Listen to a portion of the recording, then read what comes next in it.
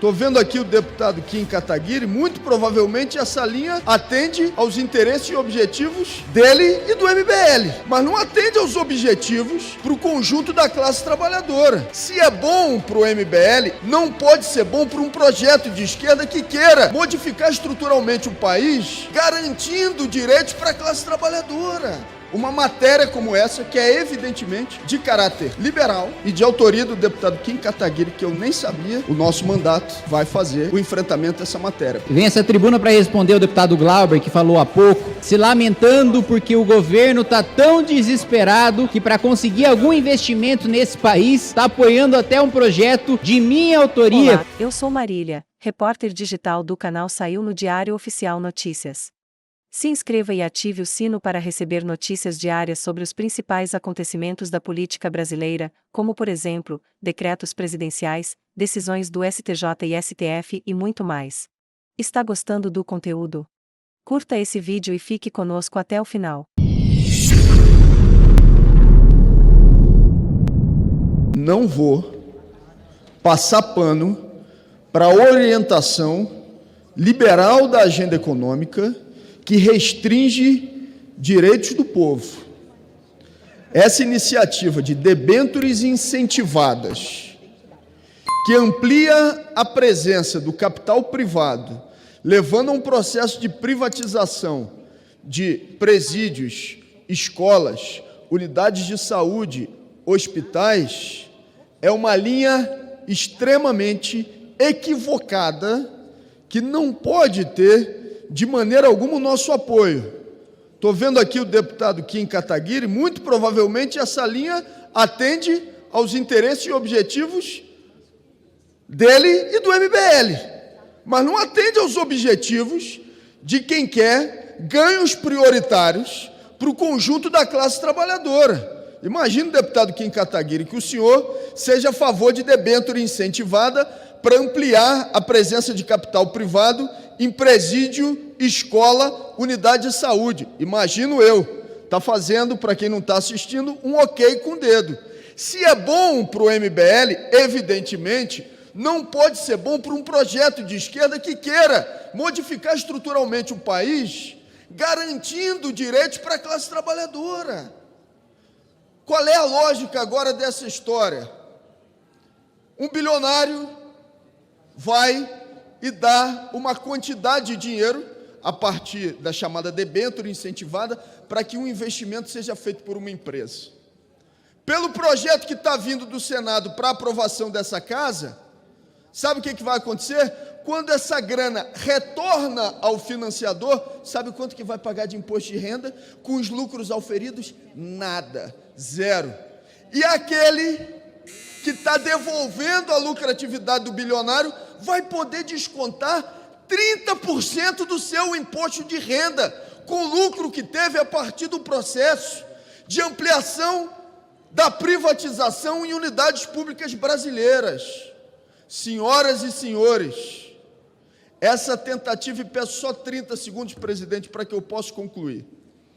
Essa tentativa de fazer com que a economia brasileira seja comandada pela ala direita da Frente Amplíssima para atender a todos os interesses do chamado Deus mercado, a mão do mercado que tudo acerta. Mentira. O que faz com que você tenha garantia de direitos para a classe trabalhadora é investimento público, com o Estado assumindo o seu papel para tal. Nós não topamos essa história de debênture incentivada para incentivar a privatização, não. Deputado Glauber, não só agrada a mim ao MBL, como é de minha autoria o projeto de debêntures incentivadas. Muito obrigado. Então, só corroborando, presidente, depois dessa intervenção, eu espero que os partidos de esquerda dessa casa tenham o mínimo de pudor para não aprovar uma matéria como essa, que é evidentemente de caráter liberal e de um caráter que vai na contramão do que sejam os interesses da classe trabalhadora. Se é defendido, e de autoria do deputado Kim Kataguiri, que eu nem sabia, me assusta que isso possa ser utilizado por algum partido de esquerda como bandeira de agitação positiva. O nosso mandato vai fazer, evidentemente, o enfrentamento dessa matéria, porque eles que defendem. Está gostando do conteúdo? Curta esse vídeo e fique conosco até o final. Conclui, por favor, eu sei deputado. que estou abusando da sua boa vontade, mas aqueles que defendem a política de austeridade com ampliação das limitações orçamentárias e daquilo que deve ser investido pelo público, quer entregar tudo para o privado. Ora. É papel da esquerda não entrar nesse jogo. A linha liberal por parte do Ministério da Economia não atende aos interesses da classe trabalhadora. Senhor presidente, vem essa tribuna para responder ao deputado Glauber, que falou há pouco, se lamentando porque o governo está tão desesperado que para conseguir algum investimento nesse país, está apoiando até um projeto de minha autoria, que foi aprovado nesta Câmara dos Deputados, foi aprovado agora com modificações no Senado, e voltou a esta Câmara, e o deputado Glauber estava se lamentando de que o governo, mesmo sendo de esquerda, tende a apoiar um projeto liberal para conseguir trazer algum investimento privado para o nosso país. Bom, basicamente, o que o meu projeto faz, entre outros deputados que também são autores, como o deputado João Maia, cria os debêntures de infraestrutura, né? Debêntures são basicamente títulos que você compra para incentivar determinado setor e receber juros em troca. Esses debêntures de infraestrutura vão trazer investimento para água tratada, para esgoto tratado, para rodovias, para portos, para aeroportos, para diversos setores, energia barata e limpa, para diversos setores estratégicos do nosso país, e incentiva que a iniciativa privada, que você, cidadão comum, que todos nós possamos fazer esse investimento privado na infraestrutura do nosso país, para que o nosso país se desenvolva, para que a gente diminua o custo do Brasil, para que a gente tenha estruturas mais modernas para escoar a nossa produção e melhorar a nossa balança comercial, gerar mais emprego, gerar mais renda, mas o que o deputado Glauber Braga do PSOL tanto reclamava aqui é que trata-se, no final das contas, de um projeto liberal. Pois é, eu quero saber se dessa vez o PT, o presidente Lula, vai dar os créditos, porque da última vez que eu, enquanto presidente da Comissão de Educação, aprovei o reajuste da merenda escolar, o reajuste da Bolsa Permanência, para poder beneficiar as crianças mais pobres do nosso país, que muitas vezes não têm acesso à alimentação, no momento mais precioso da vida delas, que é a primeira infância, que se forma mais de 85% do cérebro, ou para ajudar aqueles que estudam em colégios técnicos públicos, que têm uma bolsa pífia, que não era reajustada, desde a época em que eu estudei no colégio técnico público, ou numa universidade pública, a Bolsa Permanência. Ambos os reajustes eu aprovei como autor e presidente da Comissão de Educação, e o presidente Lula disse que foi iniciativa dele. Espero que pelo menos nesse projeto, no projeto das debêntures de infraestrutura, ele dê o mérito para os autores do projeto. Com muito orgulho, eu sou um dos autores do projeto. Sim, deputado Glauber, esse projeto representa o pensamento liberal, representa o que eu acredito, o que o Movimento Brasil Livre acredita, e se o PSOL vai obstruir, vai chiar, vai espernear e vai votar contra, tudo isso só demonstra que a gente está indo pelo caminho correto e que o governo Lula e PT estão tão desesperados, repito, com a quebradeira do governo federal, que precisam apelar para a aprovação de um deputado, de um projeto de um deputado, para concluir, presidente, que precisam apelar para a aprovação de um projeto de um deputado liberal, como agora eles estão sendo obrigados a votar e a aprovar para trazer investimento privado no nosso país, porque o governo federal está absolutamente quebrado com a gastança promovida pelo presidente Lula e pela primeira-dama Janja. Obrigado. E Bolsonaro, além de inelegível, na minha avaliação, vai ser preso. Dizendo, puxa, em 2030 Bolsonaro pode ser candidato.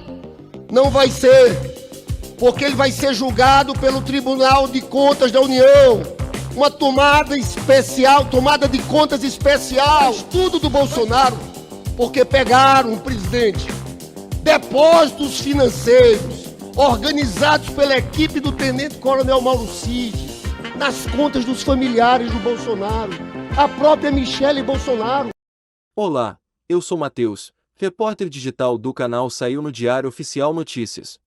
Se inscreva e ative o sino para receber notícias diárias sobre os principais acontecimentos da política brasileira, como, por exemplo, decretos presidenciais, decisões do STJ e STF e muito mais.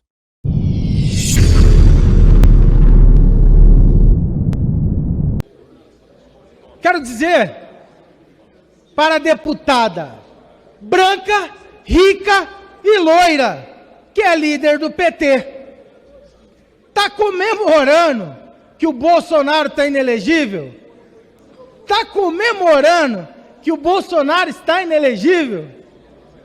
Mas é muita bobagem mesmo. É muita bobagem. Mal sabe ela o que eles estão fazendo. Enquanto o PT e sua companhia, sua trupe, está ali reunido, ou estiveram reunidos, sobre o Foro de São Paulo, do qual eles se orgulham de se dizer comunistas, onde 82 milhões de pessoas morreram com o comunismo, onde eles se orgulham, onde eles falam que a democracia é relativa. É lógico que é relativa para eles, porque esse tipo de ditadura que eles estão impondo no Brasil, eles querem chamar de democracia. Mas não é. Não é. Não existe censura na democracia. Não existe perseguição política na democracia. Não existe aparelhamento do Estado para perseguir os seus adversários políticos. Não existe a malandragem que estão fazendo.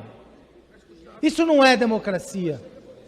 Quero dizer para essa rica, branca e loira que é presidente do PT, demagogos que são, demagogos, hipócritas, querem separar o país entre brancos e negros, héteros e homossexuais, querem separar o país entre cristãos e ateus, mas são hipócritas, pois são brancos, héteros, ricos e loiros. O líder do PT aqui é branco, a líder do PT no Senado, o líder no Senado é branco, a indicação deles para o STF é branca. Hipócritas, demagogos. Quero dizer para esses, nós vamos recuperar o nosso país. E se o Bolsonaro indicar um cachorro caramelo, esse vai ganhar do Lula, porque não terá picanha em 4 anos. E essa hipocrisia vai acabar. E a democracia vamos recuperar. Meu nome é Abílio. Bolsonaro inelegível. Mas quando eu vejo esse plenário vazio, daquela turma que no começo dessa legislatura estavam aqui saltitantes, falavam toda hora, eu entendo o motivo. É porque é só o início. Existem muitos outros julgamentos que vão acontecer. Está gostando do conteúdo? Curta esse vídeo e fique conosco até o final. E Bolsonaro, além de inelegível, na minha avaliação, vai ser preso. Primeiro, é importante dizer que essa decisão do TSE, o ministro Benedito Gonçalves mandou ao Tribunal de Contas da União e mandou também para o Supremo Tribunal Federal. Vai ter uma investigação criminal. Eu vi bolsonaristas comemorando, dizendo que Bolsonaro está inelegível por 8 anos. Mas o fato é que a decisão do TSE era de 2 de outubro, a data da votação no primeiro turno. E vi eles dizendo, puxa, em 2030 Bolsonaro pode ser candidato. Não vai ser, porque ele vai ser julgado pelo Tribunal de Contas da União. Uma tomada especial, tomada de contas especial. Vai ficar inelegível até 2031, 2032. Mas o problema não é só na questão do TSE, porque lá ele tem mais 15 julgamentos previstos para o próximo período. É que ele tem 5 já no Supremo Tribunal Federal. Sabe quanto é que dá de pena se ele for condenado nesses 5? Mais de 60 anos. É claro que aqui no Brasil, alguém só pode ser preso por 30 anos. Mas tem mais. Não chegou no Supremo Tribunal Federal um inquérito que vai dar muita dor de cabeça ao ex-presidente Jair Bolsonaro. É o tenente-coronel Mauro Cid, aquele ajudante de ordens, o faz-tudo do Bolsonaro, porque pegaram o presidente. Depósitos financeiros organizados pela equipe do tenente-coronel Mauro Cid, nas contas dos familiares do Bolsonaro, a própria Michele Bolsonaro. O tenente-coronel Mauro Cid pagava as contas da Michele Bolsonaro, que usava um cartão de crédito de uma assessora do Senado, de uma amiga dela. Tem um trecho, um diálogo do tenente-coronel Mauro Cid, dizendo o seguinte, falando com a assessora de Michele Bolsonaro: tem que parar com essa história de colocar dinheiro vivo na conta, porque vão dizer que é uma rachadinha igual a rachadinha do Flávio Bolsonaro. Tem essa transcrição. Então a situação, o desânimo dos bolsonaristas aqui, eu consigo entender. Não foi só o julgamento do TSE. Eu peço mais 30 segundos, senhor presidente. Não foi só o julgamento do TSE. É tudo que está por vir. Tudo que está por vir no Supremo Tribunal Federal. E o pânico deles com Alexandre de Moraes é porque Alexandre de Moraes, quando quebrou o sigilo dessa turma inteira do Palácio do Planalto, o sigilo do WhatsApp telemático, ele pegou muita corrupção que vai aparecer cada vez mais e levará Jair Bolsonaro à prisão. Esse é o fim desse ex-presidente que afundou. Senhor presidente, um minuto. Obrigado, nobre deputado. Com a palavra o deputado Helder Salomão. Enquanto ele se posiciona, senhor presidente, um minuto. Aqui, ó. Senhor presidente. Deputado Helder Salomão. Só um minuto. Se não for para... Não, tranquilo. Não vou, que a Vossa Excelência acabou de falar, senão a gente vai ficar aqui discutindo a palavra. Correto. É só uma questão de esclarecimento, senhor presidente. Só a questão de esclarecimento. Sobre a questão de que, não sei se isso é verdade, mas vir ao plenário comentar uma decisão de juiz que ainda nem aconteceu, parece que o Lindinho e a amante já sabem o resultado da votação antes mesmo dos ministros e dos juízes proclamarem o resultado de uma decisão judicial. Então, eu só quero dizer para o Lindinho e para a amante, senhor presidente, ambos brancos e héteros que estão na liderança do PT, que eles podem ficar atentos, que não é só Bolsonaro que tem na direita, não. Tem muitos outros parlamentares e outros representantes. Você tem respeito, senhor desqualificado. O senhor é um desqualificado. O senhor tenha respeito. Deputado. Eu vou entrar na comissão de ética contra o senhor. Deputado. Tá? Respeito a se dirigir a mim e a se dirigir a presidente do partido, Gleisi Hoffmann. Respeito. Vou entrar na comissão de ética contra o senhor. Desqualificado. Que bom. Vamos conversar agora com o senador Ciro Nogueira, presidente do Progressistas, sobre a reforma tributária aprovada na CCJ, vai avançar provavelmente hoje para o plenário. Senador, bom dia, obrigado pela entrevista aqui para a gente. É uma boa proposta de reforma tributária? É a que é possível para o momento? Qual é a avaliação que o senhor faz? Olá, eu sou Marcela, repórter digital do canal Saiu no Diário Oficial Notícias. Se inscreva e ative o sino para receber notícias diárias sobre os principais acontecimentos da política brasileira, como, por exemplo, decretos presidenciais, decisões do STJ e STF e muito mais.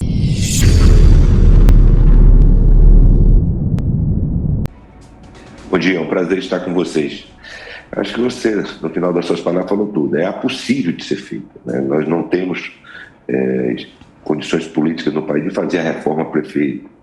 Nós temos um país muito dividido no atual momento, com os mais diversos níveis que envolvem uma reforma, seja federal, estadual, municipal, numa disputa por mais recursos.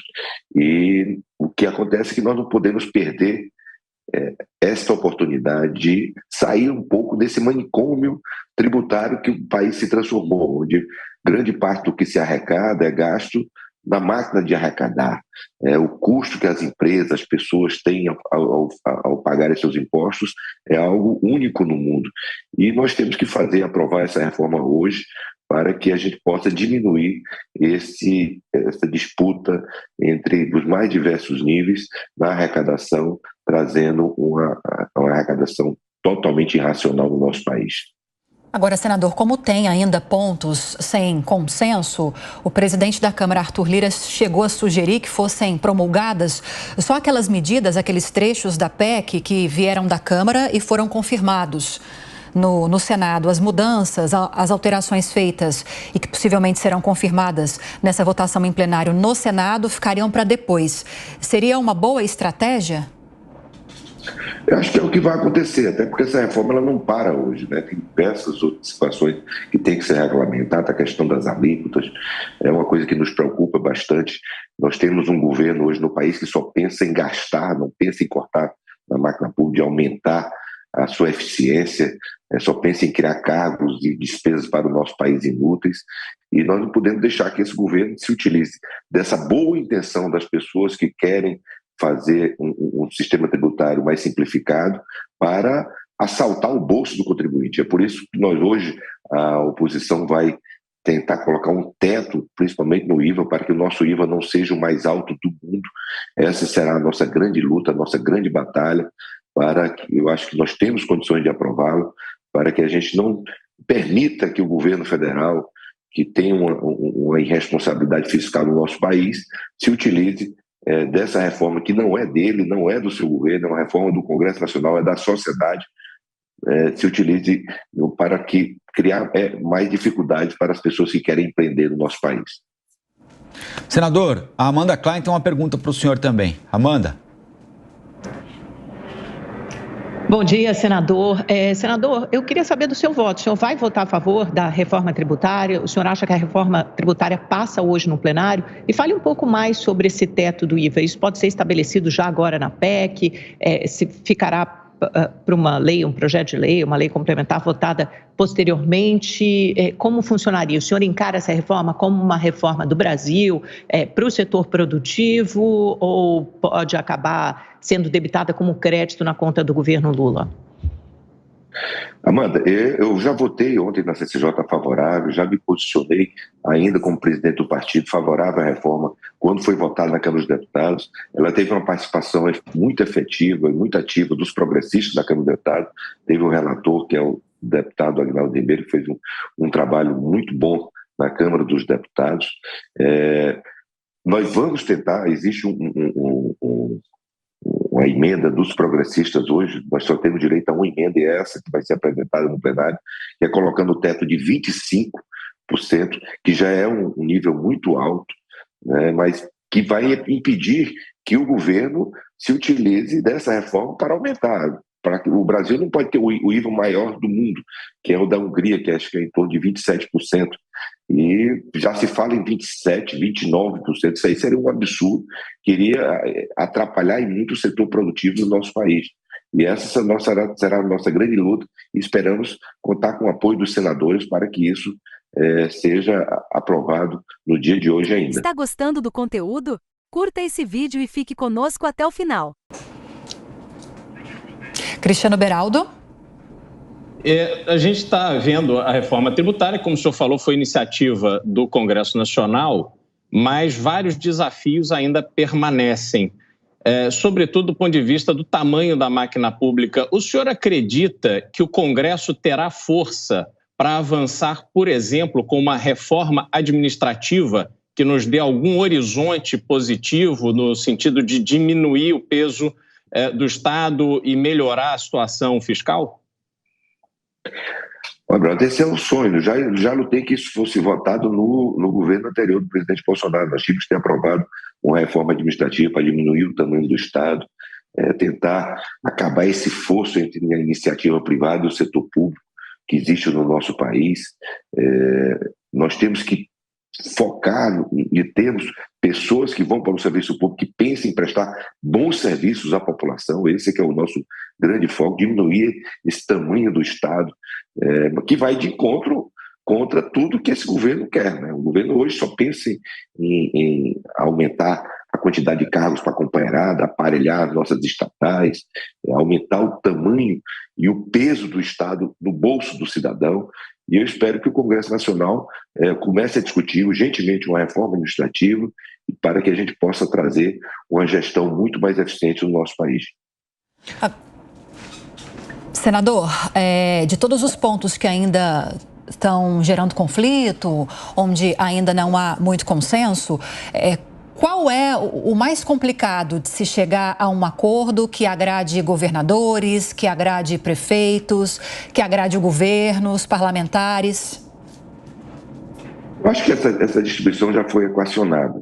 Eu acho que a nossa grande luta como eu já falei, é criar um teto para o IVA, né, para que a sociedade veja nessa reforma não uma forma de assaltar o seu bolso com aumento de carga tributária, mas sim como uma reforma que venha para simplificar o custo da arrecadação do nosso país, simplificar a vida do cidadão, para que a gente não acabe com esses vários diferentes níveis de arrecadação. Hoje o cidadão na sua empresa tem que receber fiscal da fazenda, fiscal do estado, fiscal do município, para que todas essas marcas ajam integradamente, para que a gente possa ter um sistema bem mais simplificado e eficiente no nosso país. Senador, houve uma discussão muito intensa, especialmente na passagem da reforma pela Câmara, sobre eventual benefício a uma região em desfavor de outra região. O governador do Rio Grande do Sul, agora há pouquinho, postou uma mensagem numa rede social dizendo que apoia a reforma tributária, mas que há distorções. Como, por exemplo, não temos no Rio Grande do Sul, diz o governador, fundo constitucional com recursos da União para subsidiar empréstimo, como tem o Norte, o Nordeste e o Centro-Oeste. Na divisão do Fundo de Desenvolvimento Regional, enquanto alguns estados terão até 2.000 per capita, no Rio Grande do Sul o valor não chega a 200. Não queremos mal a nenhuma região, queremos bem ao Brasil. Pela responsabilidade como governador dos gaúchos, tenho o dever de lutar pelas nossas demandas. O texto da reforma ainda abriga fórmulas com desequilíbrios regionais. Como é que o senhor avalia essa observação feita pelo governador do Rio Grande do Sul? Uma visão de um governador de um estado que tem, veja a situação do IDH do Rio Grande do Sul e a do Piauí. São diferentes. Nós vivemos num país continental com diferenças econômicas gritantes e que esses fundos são importantes para que as regiões tentem se igualar. Nós vivemos num país continental, com pessoas diferentes. Veja lá no estado do Piauí, ainda tem pessoas passando fome, passando sede no interior do Piauí, no interior do Norte, e coisas que não acontecem, graças a Deus, no Rio Grande do Sul, em Santa Catarina, em São Paulo. Então são diferenças que, infelizmente, ainda existem muito no nosso país. Mas eu acho que ele tem razão de defender a visão das pessoas do Rio Grande do Sul. Eu espero que essa reforma tente equacionar todas essas diferenças e que a gente possa sair com um sistema tributário muito melhor do que nós temos hoje. É ponto pacífico também que todos aqui somos favoráveis à modernização do sistema tributário brasileiro. Só que não dá para sair do manicômio tributário para o inferno. É o que essa PEC propõe. Se der certo, já deu errado. A pauta de IVA dual de 20% foi defendida no governo Bolsonaro. A discussão era feita em torno de 3 pilares: simplificação tributária, responsabilidade fiscal e redução de carga tributária. Em 2019, enxergamos que a famosa curva de Laffer já tinha sido ultrapassada há muito tempo.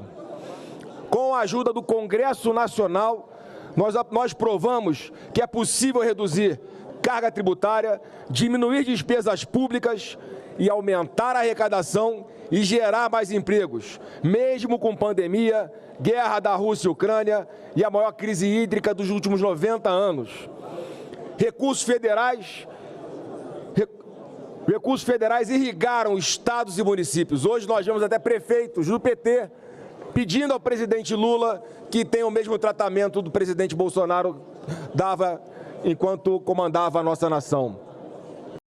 Olá, eu sou Marcel, repórter digital do canal Saiu no Diário Oficial Notícias. Se inscreva e ative o sino para receber notícias diárias sobre os principais acontecimentos da política brasileira, como, por exemplo, decretos presidenciais, decisões do STJ e STF e muito mais.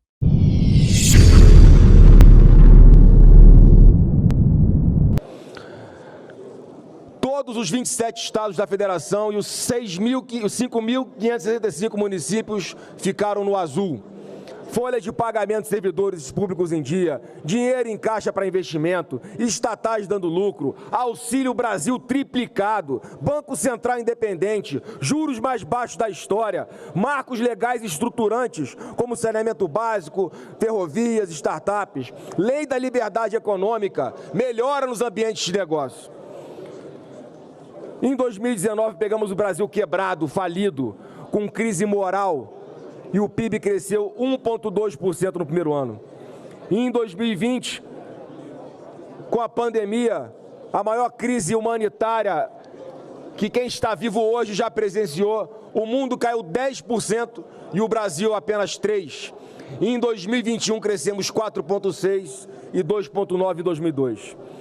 Pela primeira vez na história, um governo entregou as contas para o governo seguinte com superávit de 180 bilhões. Antes de sentar na cadeira, Lula já condenou o seu governo ao fracasso, arrombando o teto com 160 bilhões de reais. Na transição, Paulo Guedes avisou o Haddad: se aprovar esse rombo nas contas públicas, você vai passar os próximos 4 anos aumentando impostos para tentar fechar a conta e não vai conseguir. Senador Ovisto, a realidade chegou. A proposta do atual governo é dar ao Brasil o título de maior IVA do mundo. A PEC que está na pauta de hoje partiu de premissas erradas. Não tem responsabilidade fiscal e tem o discurso de neutralidade, mas ela aumenta brutalmente a já inaceitável carga tributária. Está gostando do conteúdo? Curta esse vídeo e fique conosco até o final. A PEC cria imposto seletivo sobre as commodities, que vai aumentar a inflação, já que é matéria-prima de vários produtos consumidos no Brasil, e diminuindo a competitividade do produto brasileiro no exterior, já que ficará mais caro pelo custo do Brasil. Taxa o petróleo e lubrificantes, que são insumos necessários para a comida chegar na mesa do brasileiro, já que a nossa matriz de transportes ainda é majoritariamente rodoviária. A mentalidade do governo Lula é: o empresário paga e o governo gasta. Só que no meio do caminho tem o contribuinte brasileiro, que implora por redução de impostos. É uma insanidade exterminar os setores de serviço e comércio. São responsáveis por mais de 70% dos empregos no Brasil. Quem hoje paga 8%, amanhã pode passar a pagar mais de 30% de IVA. Vários senadores aqui, senador Rogério Marinho, são empresários. E eu tenho notícia ruim a dar a vocês. O governo tem raiva de você, empresário. Ser rico honestamente nesse país virou crime. Quem gera emprego e move a economia é o setor privado e não o governo. Essa PEC quer tributar a atividade econômica. O caminho está errado. A arrecadação do país... Conclui, presidente. A arrecadação do país caiu nos últimos 5 meses seguidos. O déficit fiscal estimado para 2023 já é de mais de 140 bilhões de reais. Bolsonaro entregou o país com um tanque cheio e Lula está gastando tudo. O Brasil só não parou ainda porque Lula pegou um governo com as contas ajustadas, 1 trilhão de investimentos contratados, inflação controlada, recorde de 100 milhões de trabalhadores com carteira assinada, 400 mil títulos de propriedade concedida, mais que todos os governos do PT juntos. O Brasil, senador Portinho, estava condenado a crescer. E anotem aqui, é bom deixar falar aqui, senador Magno Malta, é que as coisas ficam eternizadas. No final do ano que vem, quando Roberto Campos Neto estiver na iminência de deixar a presidência do Banco Central, vai ser o fim de tudo, o fim do governo. E se essa casa não souber filtrar bem quem vai o suceder, vai ser o fim do nosso país. Para concluir, presidente, gostaria muito de estar votando agora a favor da reforma tributária, mas eu me recuso a entrar para a história como um senador que votou a favor de enfiar a mão no bolso do contribuinte de uma forma tão covarde e de dar uma solada nas costas do Brasil na beira do precipício. Infelizmente, meu voto terá o novo arcabouço fiscal brasileiro, instituído pela Lei Complementar número 200 de 2023, que substituiu o teto de gastos e tem como objetivo garantir o equilíbrio entre arrecadação e despesas, a sustentabilidade da dívida pública e as condições para crescimento socioeconômico do país. Considerando que 2024 será o ano zero do novo arcabouço fiscal, a mudança da remuneração do FGTS já no ano de 2023 criará situação de difícil acomodação dentro das regras fiscais recém-aprovadas nos termos da Lei Complementar 200 de 2023. Ademais, já estão em estágio avançado de discussão no Congresso Nacional o projeto de lei de diretrizes orçamentárias, o projeto de lei orçamentária anual, de modo que, considerando o princípio da anualidade orçamentária, é recomendável que eventuais alterações decorrentes da decisão sejam implementadas a partir do processo de elaboração do PLDO e PLO do próximo ano, relativo a 2025. Portanto, aqui eu estou levando em conta as alegações que considero relevantes da Caixa Econômica Federal. A remuneração da caderneta de poupança ela varia em função da taxa Selic, em função da taxa de juros. Olá, eu sou Marília, repórter digital do canal Saiu no Diário Oficial Notícias. Se inscreva e ative o sino para receber notícias diárias sobre os principais acontecimentos da política brasileira, como, por exemplo, decretos presidenciais, decisões do STJ e STF e muito mais.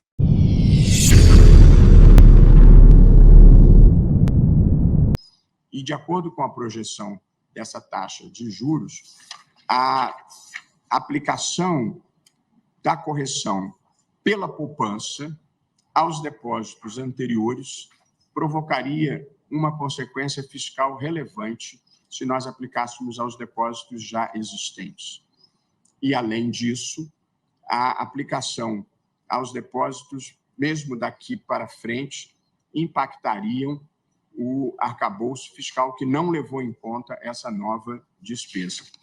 Por essas razões, eu estou mantendo a minha posição de que é preciso reajustar o FGTS, no mínimo pela poupança, mas fazendo, ministro Fachin e prezados colegas, as seguintes modulações nessa aplicação. Em relação aos depósitos já existentes, a regra que eu estou propondo é a distribuição da totalidade do resultado do Fundo de Garantia pelos correntistas. Ou seja, isso que o governo vem fazendo desde 2017 por liberalidade passa a ser obrigatório, tem que distribuir o resultado. E com isso não se produz nenhum impacto fiscal. Se houver resultado melhor, se distribui mais, se houver resultado menos bom, se distribui menos. E, a partir de 2025, portanto, saltando o primeiro ano do arcabouço fiscal, porque não previu essa despesa, a partir de 2025, os novos depósitos serão remunerados pelo valor da caderneta de poupança. Portanto, para deixar clara a minha... Obrigatória a distribuição de lucros. Mantida a obrigatoriedade da distribuição do resultado. Portanto, qual é a preocupação aqui? Produzir o menor impacto fiscal possível e, portanto, nós não estamos afetando os depósitos atualmente existentes. Em relação a isso, fica mantida a política governamental, agora com caráter obrigatório de distribuir o resultado. Salto 2024, porque é o primeiro ano do arcabouço fiscal, com as circunstâncias de não ter havido a previsão dessa modificação, e a partir de 2025, todos os novos depósitos serão remunerados pela caderneta de poupança. Com isso, eu acho que nós corrigimos uma injustiça para frente e nós evitamos a existência de qualquer cadáver dentro do armário. Pois não, ministro Toffoli? Só uma pergunta. Então, só os novos depósitos, não o acumulado... Exatamente. Só os novos. O acumulado vai ser beneficiado da distribuição do resultado, mas não a aplicação obrigatória. A distribuição do resultado pode equiparar a caderneta de poupança, pode até superar. Isso depende da variação da taxa de juros. Com isso, nós corrigimos uma injustiça e não causamos nenhum gravame à situação fiscal do país, que é uma preocupação que todos nós temos aqui. E Nós gostamos de evitar o horror econômico sem produzir o horror jurídico. Portanto, estamos aqui em busca do equilíbrio possível entre o que me parece justo e o que parece compatível com as circunstâncias do país. Portanto, ministro André, como Vossa Excelência já havia me acompanhado, eu queria dizer que estou reiterando a posição de que o ajuste tem que ser pela poupança, mas alterei a modulação com essas duas observações que acabo de fazer. Como Vossa Excelência já votou, indago a Vossa Excelência como se posiciona relativamente a essa modificação. Agradeço, senhor presidente. Com referência a esse assunto, Vossa Excelência bem pontuou nessa síntese de reafirmação com revisão do voto de Vossa Excelência, o qual havia acompanhado na sua integralidade, e também fazendo referência justa ao denodo com que a Advocacia Geral da União vem tratando a questão na sua preocupação legítima com as finanças públicas, do mesmo modo a Caixa Econômica Federal. Recebi também, com certeza também Vossa Excelência, representantes do setor da construção civil, preocupados com o impacto da decisão, ao menos nos moldes como estava posta até o momento, pelo voto de Vossa Excelência e pelo meu voto. E Vossa Excelência também teve a delicadeza de me participar ao longo desse processo, em função já de um acompanhamento do voto, a proposta de reformulação e de modulação de efeitos. Eu, aderindo às razões que Vossa Excelência apresentou, entendo também que se busca fazer um equilíbrio de justiça, não só em relação ao caso do Fundo de Garantia, mas também com os impactos que a decisão tem no entorno da realidade social, econômica do país e orçamentária. Adiro totalmente, integralmente à reformulação de voto que Vossa Excelência faz, por entender também que é uma forma de trazer essa equalização. Se dá um tempo aos agentes econômicos envolvidos, ao Estado, para buscar esse reequilíbrio. Entendo a importância da construção civil e, de modo especial, aquela que impacta a vida das pessoas mais carentes. Entendo, porém, que as fontes de financiamento também devem buscar esse equilíbrio e que, ao final, não apenas o Fundo de Garantia, mas outros instrumentos de política monetária do Estado podem contribuir para essa finalidade. Entendo também que a Caixa Econômica Federal tem um papel importante nesse sentido, de revisão também, talvez, de procedimentos internos e da política interna com que tem tratado a questão desse financiamento. Assim, penso que, na minha modesta opinião e em adesão à opinião de Vossa Excelência, nós tentamos equalizar todas as questões que estão envolvidas. Assim, acompanho integralmente e apresentarei também um reajuste de votos, não farei leitura nesse momento, na linha do que Vossa Excelência propôs. Então, como voto agora em adesão integral à tese trazida por Vossa Excelência. Muito obrigado, ministro André Mendonça. Para que as pessoas entendam, esse é um debate público relevante, o financiamento habitacional é feito em parte expressiva pela caderneta de poupança e em parte expressiva pelo Fundo de Garantia do Tempo de Serviço. Mais ou menos a distribuição é 60% para a poupança e 40% para o Fundo de Garantia.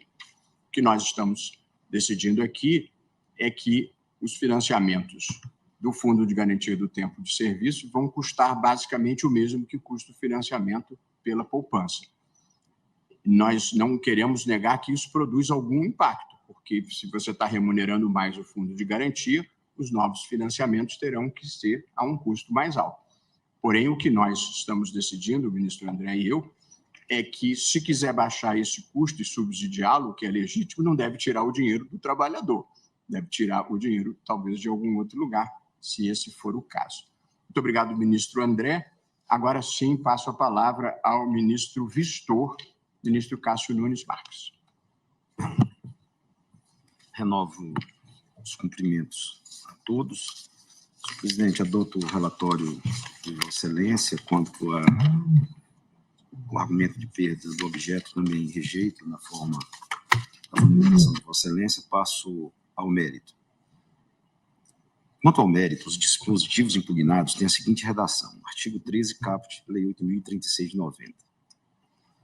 Os depósitos efetuados nas contas vinculadas serão corrigidos monetariamente com base nos parâmetros fixados para atualização dos saldos dos depósitos de poupança e capitalização de juros de 3% ao ano. Artigo 17, caput. A partir de fevereiro de 1991, os saldos das contas do Fundo de Garantia por Tempo de Serviço, FGTS, passam a ser remunerados pela taxa aplicável à remuneração básica dos depósitos de poupança com data de aniversário no dia 1º, observada a periodicidade mensal para a remuneração. Desde a Lei 5.107, de 13 de setembro de 1966, que criou o Fundo de Garantia do Tempo de Serviço, e mais de 2 décadas depois, a Lei 8.036... Ministro Cássio, alguma dificuldade no microfone de Vossa Excelência? Nós estamos ouvindo com dificuldade, se puder aproximar. Agora melhorou. Desde a Lei 5.107, de 13 de setembro de 1966, que criou o Fundo de Garantia do Tempo de Serviço, e mais de 2 décadas depois, a Lei 8.036, de 11 de maio de 90, que a substituiu, é interessante observar que o fundo exibe natureza previdenciária em relação ao trabalhador. O Estado apodera-se compulsoriamente de um recurso que é pago pelo empregador em forma de alíquota sobre a remuneração do trabalhador e a seu benefício futuro, tal qual uma contribuição previdenciária. Esse recurso, em vez de ser entregue imediatamente ao trabalhador, reverte a um fundo coletivo, que é gerido pelo poder público. E o trabalhador apenas pode sacar o recurso diante da ocorrência de determinados eventos previstos em lei, e normalmente adversos para ele, ou relacionados à passagem do tempo. É clara a analogia dessa sistemática com a da Previdência Social. No entanto, o fato de a conta do trabalhador ser individualizada e não contar com nenhum aporte adicional do poder público faz com que o FGTS se pareça mais com a Previdência em regime de capitalização e não de repartição, como é aquele do regime geral da Previdência Social. E aqui chegamos ao cerne do problema da correção do saldo dos depósitos. No regime de repartição, como o poder público que gere o fundo obriga-se a pagar benefícios de certo valor, independentemente da existência de saldo capaz decorrente das contribuições individuais, o beneficiário não pode alegar que as suas contribuições não estão sendo corrigidas. Aliás, ele sequer tem interesse nisso, porque está assegurado pela regra do benefício definido. Mas no regime de capitalização, a situação é diversa, cabendo ao beneficiário o direito de acompanhar e fiscalizar o seu saldo de contribuições, que afinal é a única fonte de pagamentos a que ele faz jus, diante da ocorrência do evento que legalmente permite o levantamento do valor em depósito. Aqui só a contribuição é definida e o valor do pagamento é correlacionado à contribuição. Em tal contexto, está claro que a correção do valor do saldo assume uma importância fundamental para o trabalhador. O poder público não pode simplesmente deixar de corrigir o saldo, porque isso destruiria os fundamentos do sistema enquanto tal, diante de uma economia com índices inflacionários não desprezíveis. Por outro lado, a imposição de índices de correção monetária pelo judiciário também pode se mostrar problemática, especialmente tendo em conta 2 fatores. O primeiro, o perigo de realimentar a espiral inflacionária, e o segundo, o risco de debilitar políticas públicas que são financiadas pelos recursos do FGTS, que acabam também revertendo indiretamente em favor dos trabalhadores e da sociedade em geral. Tá gostando do conteúdo? Curta esse vídeo e fique conosco até o final. É importante lembrar, e o relator cuidadosamente o fez, que o Plano Real, uma das maiores conquistas institucionais do Brasil no pós-1988, teve como uma de suas âncoras a desindexação da economia, isto é, a desvinculação dos preços de índices arbitrários, para deixar o mercado livremente estipular os valores dos bens conforme a lei econômica da oferta e da procura. Essa foi uma medida de cunho não apenas econômico, mas igualmente político. Por meio dela, eliminou-se uma das grandes causas da inflação inercial do país, que era justamente a busca, seja pelos indivíduos, seja por corporações ou grupos, de proteções legais artificiais contra a inflação, o que acabava deteriorando os fundamentos da economia real e, paradoxalmente, aumentando a inflação inercial. É preciso, por isso mesmo, ter muita parcimônia para alterar índices de correção monetária estipulados pelo legislador, pois não há como estimar todos os fatores e consequências em jogo numa decisão dessa natureza, tanto mais porque a nossa memória inflacionária e até certa cultura inflacionária nunca desapareceu completamente e permanece como um fantasma adormecido, que pode ser acordado por indexações sucessivas que venham a reintroduzir na sociedade a lógica da busca da proteção legal contra a inflação em decisões de ordem política e não em elementos próprios da economia. Sim, é verdade que há decisões do tribunal afastando a TR em favor de outros índices. Para ficar apenas em recursos com repercussão geral, rememoro aqui o tema 1191, em que se fixou a inconstitucionalidade da utilização da taxa referencial TR como índice de atualização dos débitos trabalhistas, e o tema 810, em que se declarou que a atualização monetária das condenações impostas à Fazenda Pública. No entanto, em um passado mais remoto, o tribunal também já afirmou a legitimidade da taxa referencial TR como índice de atualizações de obrigações, com uma única ressalva de inviabilidade de sua aplicação retroativa. Nesse sentido, cito vários precedentes. Quero, com isso, ressaltar que não estamos diante de um quadro estritamente jurídico, que admita apenas uma decisão como certa. Pelo contrário, as escolhas de índices de correção monetária têm um forte componente político. Inclusive, a própria decisão sobre deferir a correção monetária em tal ou qual obrigação a termo, que parece óbvia, é uma deliberação de ordem política com custos econômicos, porque em muitos países isso não é seguido. Então, decisões que alteram índices de atualização de obrigações, a pouco e pouco, podem reanimar o processo de indexação de preços, cujas consequências estruturais sobre a economia, repito, não temos como calcular. A atribuição de um índice de correção mais gravoso do que aquele proposto pelo legislador tem custos econômicos que acabam se diluindo pela economia e ressurgem sob a forma de aumento de preços dos produtos, isto é, de inflação, que finalmente penaliza mais fortemente os mais pobres e aqueles com menor poder de mobilização política para criar mecanismos de indexação cada vez mais específicos. E assim, o que parece ser um benefício acaba se mostrando como um prejuízo para o trabalhador. Melhor seria deixar cada trabalhador administrar o seu próprio dinheiro, mas aqui não vem ao caso discutir o modelo institucional do FGTS. Desejo apenas lembrar nesse ponto uma advertência de Friedrich Hayek, quando diz que a ideia de substituir a ordem espontânea e infinitamente complexa de mercado por uma ordem deliberadamente criada pelo engenho humano e administrada por um sistema de planejamento central resulta inexoravelmente no empobrecimento coletivo.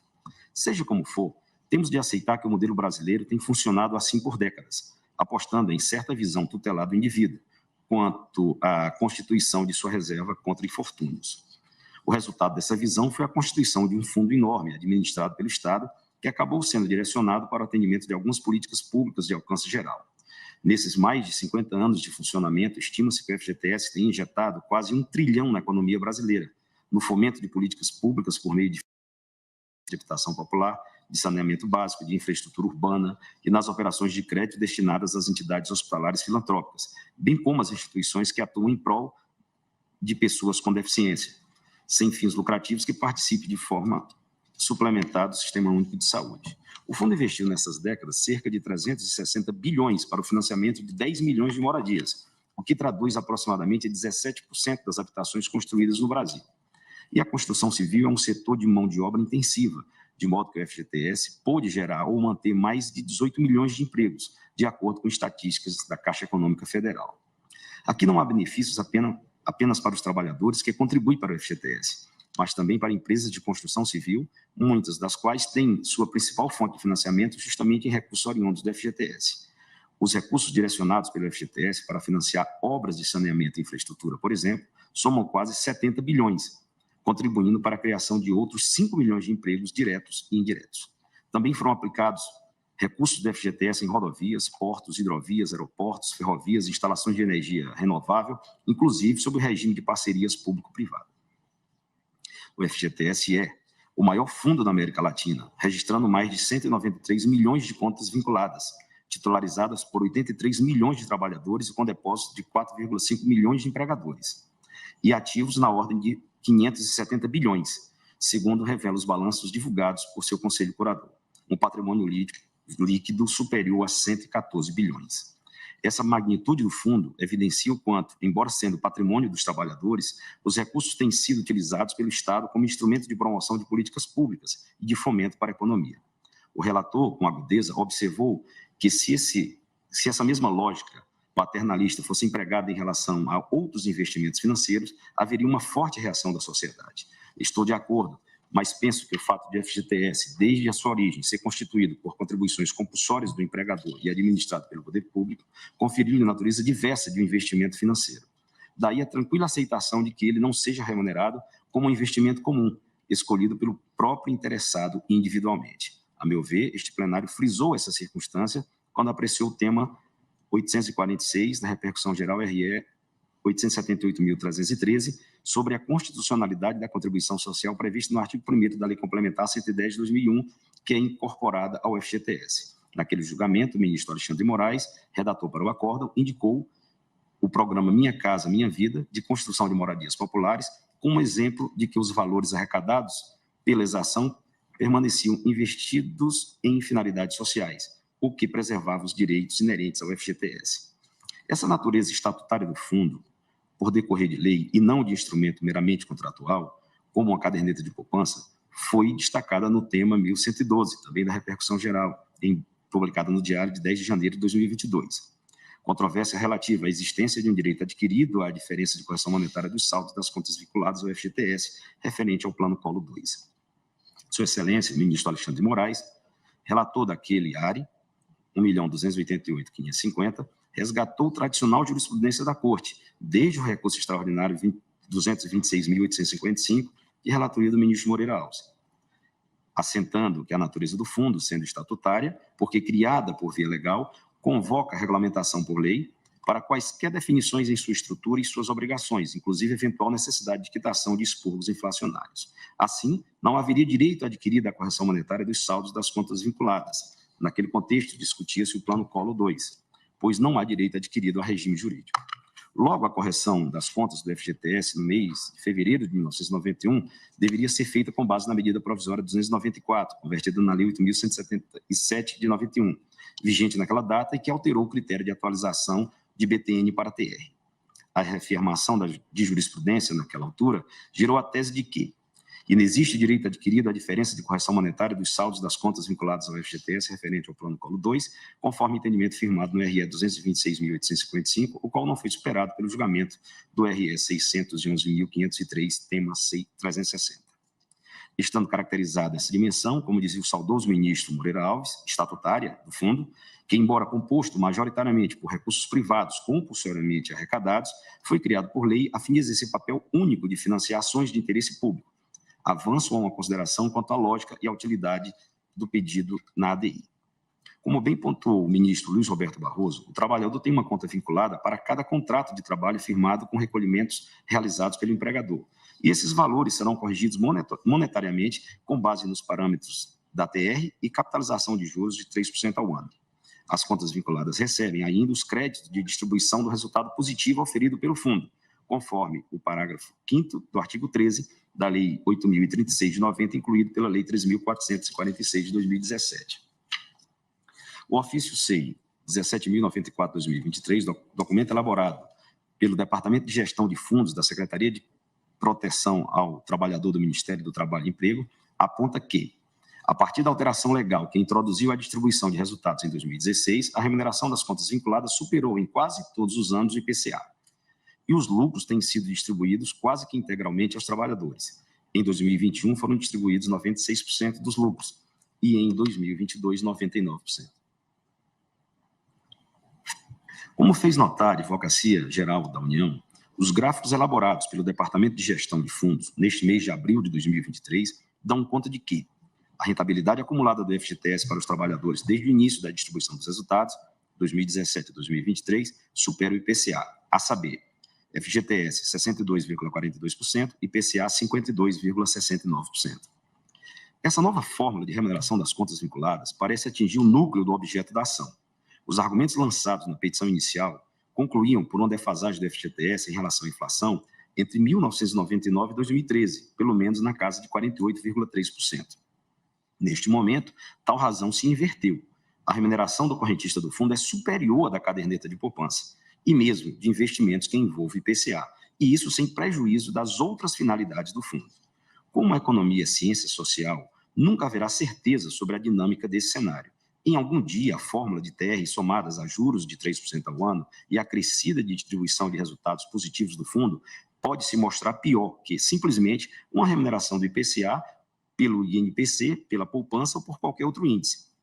Mas isso reforça, a meu ver, a inconveniência de o Poder Judiciário se substituir ao Poder Legislativo na escolha de uma fórmula indexadora, que inclusive não garante sempre a melhor remuneração dos depósitos. Essa foi a motivação utilizada pelo Superior Tribunal de Justiça ao avaliar o recurso especial 1.614.874, tema 731 dos recursos repetitivos, de relatoria do ministro Benedito Gonçalves na primeira sessão. Ao discutir em 2018 exatamente a possibilidade ou não de a TR ser substituída como índice de correção monetária dos saldos das contas vinculadas ao FGTS, o tribunal fixou a tese de que a remuneração das contas vinculadas ao FGTS tem disciplina própria, ditada por lei, que estabelece a TR como forma de atualização monetária, sendo vedado, portanto, ao Poder Judiciário substituir o mencionado índice. O Superior Tribunal de Justiça, dessa maneira, à luz do caráter institucional do FGTS, afirmou que não haveria direito aos fundistas de elegerem o índice de correção monetária que entendem ser mais vantajoso a cada instante. O FGTS não é um investimento privado que visa exclusivamente a rentabilidade individual. Com efeito, não apenas porque não existe natureza contratual, mas também porque essa mudança de índices traz reflexos substanciais no fomento das políticas públicas e nas metas dos programas de habitação, saneamento básico, infraestrutura urbana, operações de microcrédito e operações de crédito destinadas a entidades hospitalares filantrópicas, as instituições que atuem com pessoas com deficiência e as entidades sem fins lucrativos que participem do Sistema Único de Saúde de forma complementar. A título de exemplo das muitas virtudes do FGTS, fora do âmbito estritamente trabalhista, graças especialmente ao fato de não ter o fundo de oferecer uma rentabilidade típica de mercado, observo que a carteira de crédito habitacional da Caixa, a tradicional de mercado, que é baseada no IPCA, um dos índices invocados pelo partido autor da ação, é hoje de 4,33% mais IPCA. Já o FGTS é capaz de promover financiamento a um custo muito inferior, em média 4,96% no total. E a política de descontos aumenta ainda mais a vantagem para a população de baixa renda, possibilitando reduções significativas no valor de entrada dos financiamentos, que podem chegar até 47 mil. Outro exemplo, o montante da taxa de juros atualmente aplicada nas operações de financiamento habitacionais lastreadas no FGTS, TR, aplica taxas de 6,26 a 8,90. A troca da TR pelo IPCA importaria a aplicação de taxas de 10,42 e 13,06 e pelo INPC de taxas de 10,56 a 13,20 ao ano. Vê-se que o custo de financiamento habitacional no país poderia se elevar consideravelmente com a troca do índice de correção dos depósitos do FGTS, além de um custo adicional embutido nas relações trabalhistas, visto que a multa rescisória da demissão sem justa causa, 40% de todos os depósitos realizados na conta vinculada durante a vigência do contrato de trabalho, ficaria maior, o que, por lógica econômica, tende a desincentivar novas contratações. Faço essas considerações para expressar a minha reticência em interferir naquilo que o legislador, bem ou mal, previu. Mas reconheço que, nesse entrechoque de interesses do trabalhador, do poder público e da sociedade, o voto do eminente relator concebeu uma solução muito inteligente, ao reconhecer o rendimento da caderneta de poupança como um padrão de rentabilidade do FGTS, sem impor nenhum tipo de novo índice de correção monetária. Esse resultado interpretativo consegue articular vantajosamente as pretensões de todos os interessados, preservando a rentabilidade dos depósitos do trabalhador, sem descurar do histórico positivo do Fundo dos Investimentos em Infraestrutura, que produzem também importantes resultados para a economia nacional e para os direitos dos trabalhadores, assim como para a sociedade em geral. A solução construída pelo relator, ademais, escolheu bem um período de apuração da rentabilidade, que é o período anual, evitando assim que um procedimento custoso de apurações em períodos menores e proporcionando uma compensação recíproca de altas e baixas nos índices ao longo do ano. Era aquela minha preocupação, ministro Barroso, ou seja, prescreve-se a obrigatoriedade de se remunerar minimamente ao patamar da poupança, mas sem a obrigatoriedade de remunerar acima. Ou seja, nos meses superavitários, o fundo pode se provisionar para socorrer aqueles meses em que não atingiu o patamar da poupança. Outro ponto elogiável do voto do relator é que Sua Excelência preservou todas as situações consolidadas e projetou uma nova solução apenas para depósitos futuros, a partir de 2025. Isso assegura que não haverá surpresa para nenhum setor interessado e permite o planejamento adequado das atividades que gravitam em torno do fundo do FGTS. Como disse, eu tinha preocupação também com a periodicidade do cálculo, mas o relator expressamente deixou claro que a aplicação da nova sistemática deverá levar em conta o período de apuração de 12 meses, e não mês a mês, o que reduz a volatilidade do índice pelo maior espaço de amostragem. Outro aspecto da questão que me inquietava era a possibilidade de este julgamento culminar na indexação artificial do FGTS ao investimento financeiro. Mas o relator aqui também mostrou grande perspicácia, pois não impôs qualquer índice de reajuste para o FGTS, tendo tão somente previsto um piso, aquém do qual a rentabilidade não pode cair. Ou seja, não ficou excluída a possibilidade, por exemplo, de os lucros do FGTS serem reinvestidos em áreas sociais, quando forem maiores do que a correção da poupança no período. Em exceção que confirma a regra, o relator afirmou expressamente que apenas como disciplina de transição, aplicável exclusivamente aos exercícios 2023 e 2024, é que a totalidade dos lucros auferidos pelo FGTS no exercício tem de ser distribuída aos cotistas. Ou seja, fora destes 2 anos, se os lucros do FGTS superarem os índices de correção da poupança, os gestores poderão decidir discricionariamente sobre a aplicação do excedente, ficando preservada, assim, a competência administrativa para decidir sobre o uso do fundo. Então, senhor presidente, com o ajuste do voto de Vossa Excelência, em que considera a remuneração da poupança como meta, piso, o ajuste sendo feito de forma anual e não mensal, como inicialmente podia estar previsto, que propicia a compensação entre os meses superavitários ao índice da poupança em relação aos meses cuja remuneração seja inferior, a incidência somente em relação aos depósitos futuros, a partir de 2025, né? Essa posição minimamente já provocou uma reação dos gestores do fundo, né? Uma busca, inclusive, atual de soluções, a discussão dos gestores do próprio governo com as entidades sindicais. Então, é um ponto de partida, senhor presidente, que eu adiro ao voto de Vossa Excelência e essa é a minha posição. Muitíssimo obrigado, ministro Cássio Nunes Marques. Passo agora a palavra ao eminente ministro Cristiano Zanin. Senhor presidente, renovo os cumprimentos a Vossa Excelência, a todo o colegiado. E, presidente, eu recebi hoje informações complementares que solicitei ao nosso economista aqui do Supremo. Também recebi novos elementos da Caixa Econômica Federal e preciso ainda refletir, inclusive à luz desses novos elementos que foram trazidos hoje ao colegiado, de forma que peço vista dos autos para melhor reflexão. Muito obrigado, ministro Cristiano Zanin, que, portanto, pede vista dos autos. Proclamo, então, o resultado parcial.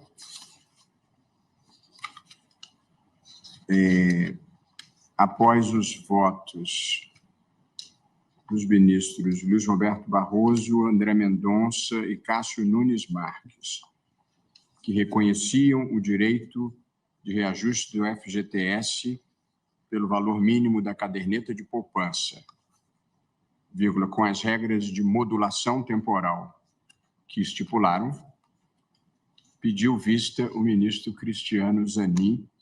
Indago dos demais se aguardam a devolução da vista. Aguardam os demais.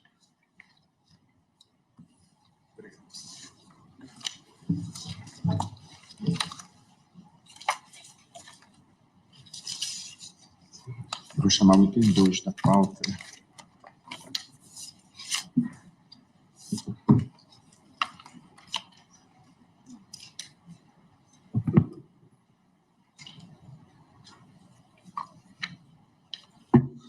Chamo para julgamento,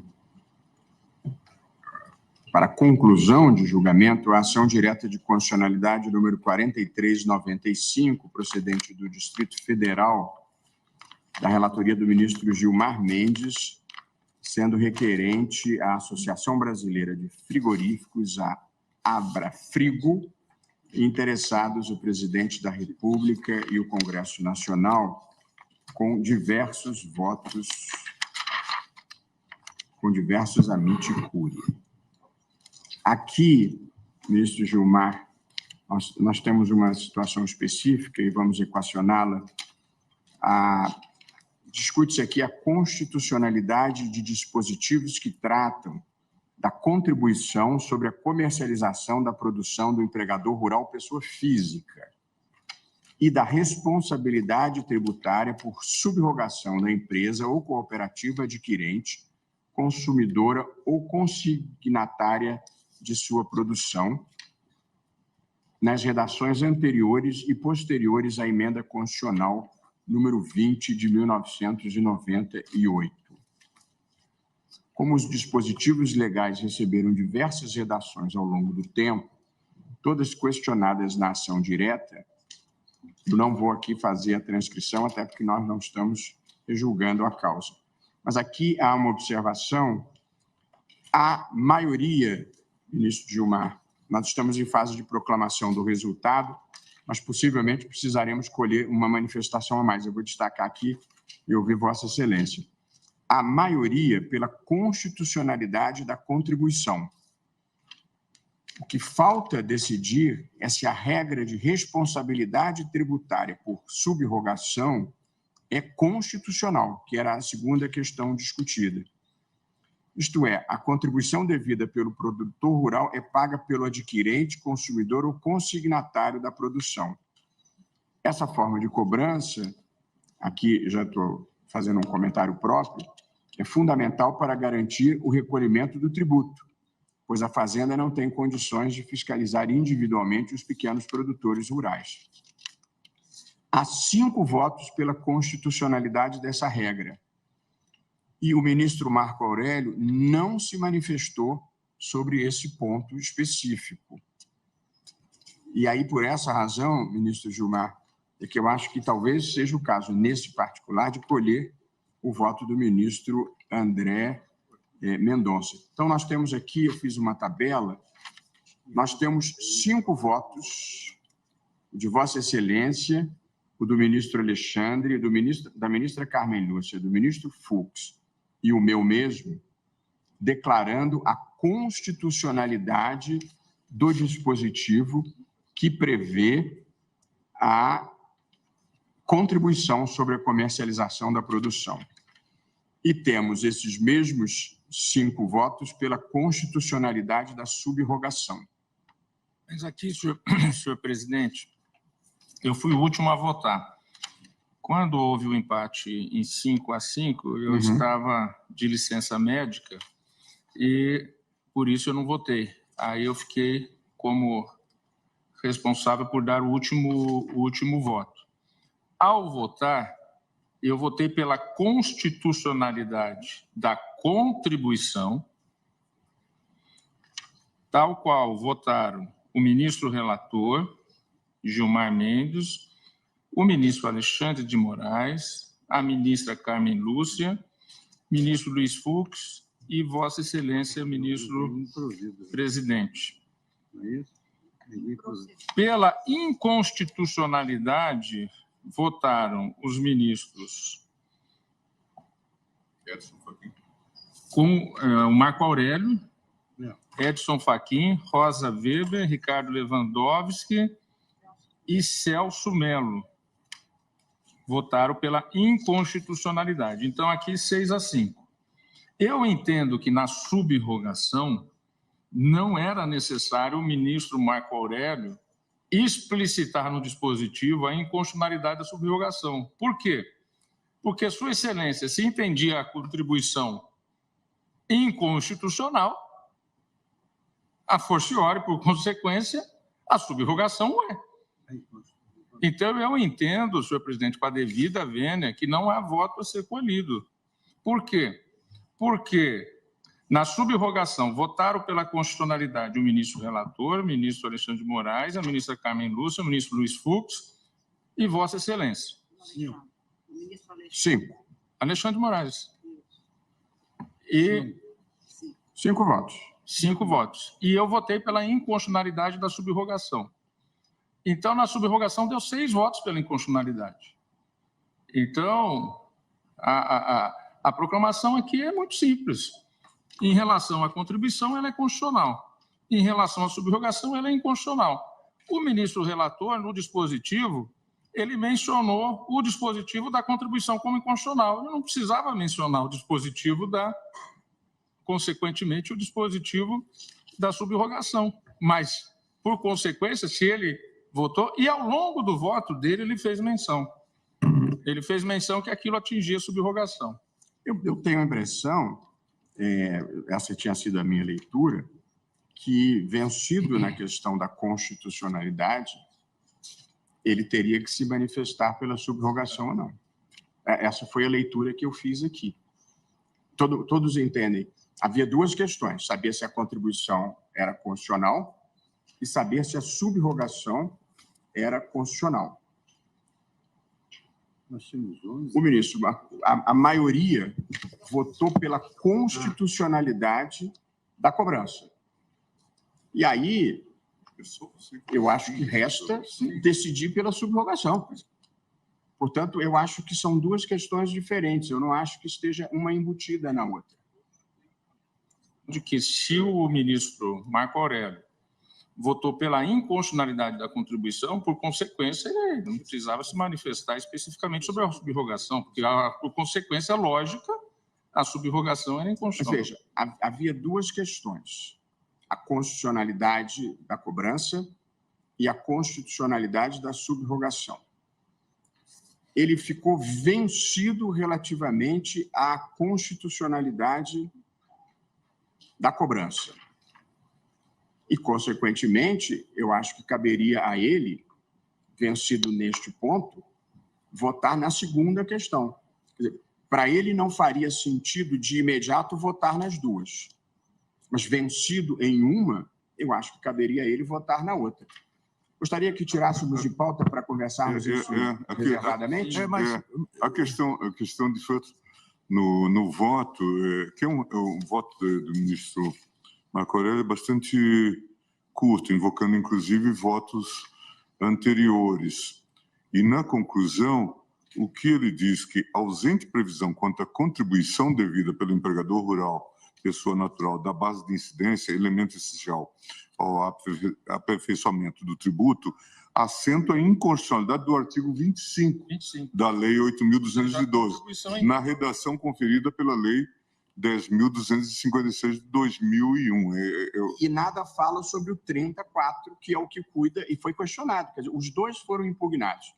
Ele só se manifestou sobre um, porque, logicamente, se ele considerou inconstitucional, não teria que se manifestar pelo segundo. Porém, vencido nessa questão, eu acho que ele teria que se manifestar sobre a outra. Eu acho que porque aqui é uma situação muito peculiar, porque se prevalecer essa minha posição, que eu acho que faltou uma manifestação do ministro Marco Aurélio, o ministro André Mendonça, que o substitui, teria que votar apenas quanto a esta segunda questão, quanto a primeira está vencida, que é o encaminhamento que eu daria. Mas, diante da posição do ministro Toffoli, eu ouço o relator, mas também podemos retirar de pauta e conversarmos internamente uma solução. Me permite uma questão de fato? Até porque eu posso evoluir e declarar a contribuição inconstitucional aí das 6 a 5 para a contribuição toda. Só não sei se eu chamaria de evoluir, mas estou de volta. Acompanhar o ministro Marco Aurélio, como ele costumava dizer. Vossa Senhoria fala por quem, doutor? Fazenda Nacional, ministro. Pois não. É só uma questão de fato. Seguindo essa mesma lógica que Vossa Excelência apresentou, os ministros que votaram pela inconstitucionalidade da contribuição não se manifestaram especificamente sobre a subrogação. Não à toa, existe decisão da segunda turma deste Supremo Tribunal Federal, no área 13.62.763, posterior ao julgamento da ADI, no sentido de que, de relatoria do ministro Fachin, no sentido de que a subrogação é constitucional, tendo em vista que quem disse inicialmente que a contribuição era inconstitucional teve por consequência a inconstitucionalidade da subrogação, mas não uma deliberação específica sobre a inconstitucionalidade da subrogação. Então, essa lógica que você... Muito obrigado, doutor. Presidente. Aqui, o ilustre representante da Fazenda coloca uma segunda possibilidade. A primeira que eu cogitei era, como o ministro Marco Aurélio não votou, votar o ministro André nessa questão específica. Possibilidade 1.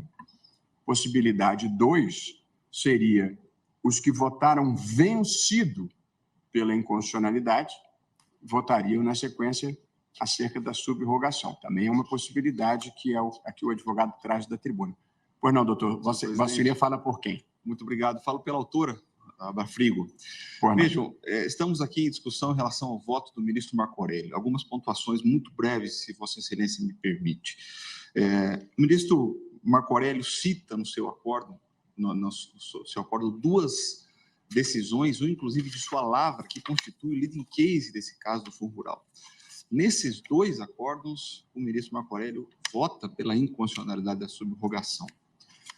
Não há dúvida, nesse caso, de que se o ministro Marco Aurélio pretendesse trazer a discussão, o voto que proferiu numa decisão monocrática sua, ele teria trazido. O ônus argumentativo deveria ser, a rigor, que é nos parecer muito mais intenso.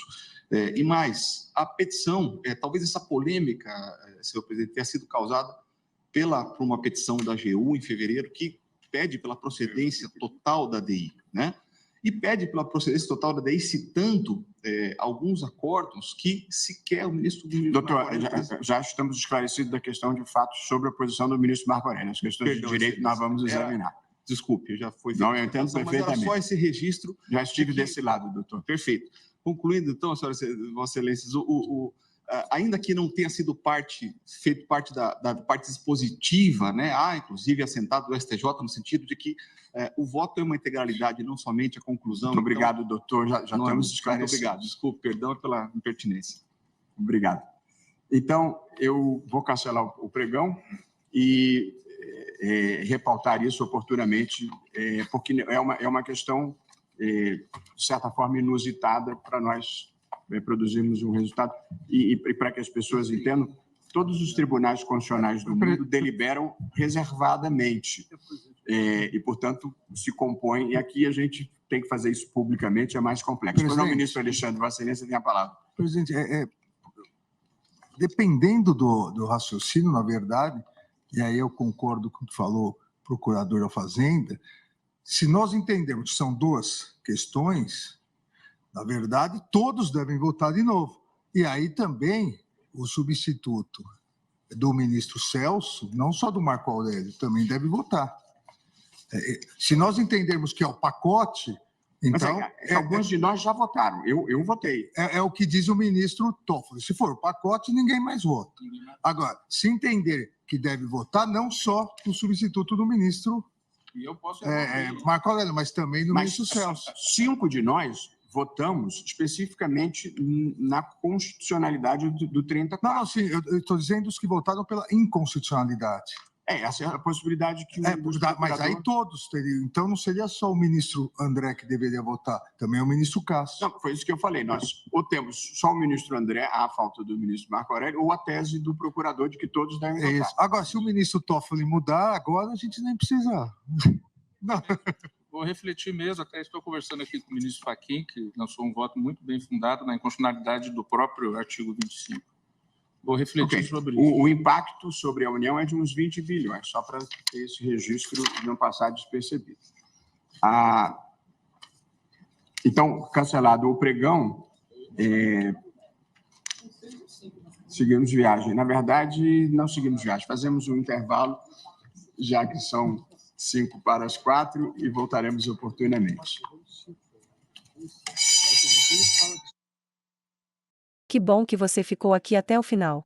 Nossos vídeos vão ao ar de segunda a sexta às 19 horas. Compartilhe esse vídeo para que mais pessoas saibam o que está acontecendo em nosso país.